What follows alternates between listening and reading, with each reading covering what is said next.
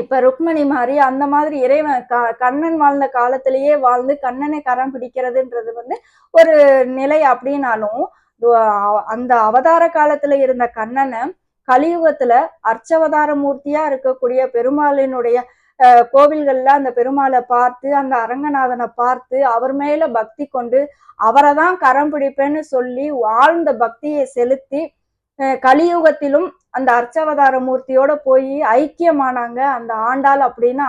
கண்டிப்பா அந்த அர்ச்சவதார மூர்த்தியா இருக்கக்கூடிய கடவுள் அப்படின்றது சத்தியம் தானே. அங்க பெருமாள் அருள்வாளிக்கிறார் அப்படின்றதும் சத்தியம் தானே. அதற்கு உதாரணமாக வாழ்ந்து காட்டியவர் தானே அந்த ஆண்டாள் நாச்சியாரும். அந்த மாதிரி ஒவ்வொரு கோவில்களிலுமே தன்னுடைய திருமேனி இத்தகையது, தன்னுடைய திருக்கரம் இத்தகையது, தன்னுடைய திருப்பாதங்கள் இத்தகையது, என்னுடைய அப்படின்னு சொல்லி அவருடைய உருவத்தை ஒவ்வொரு திருத்தலங்கள்லயும் வேறுபடுத்தி வேறுபடுத்தி காட்டி ஒவ்வொன்றுக்கும் ஒரு ஒரு தத்துவம்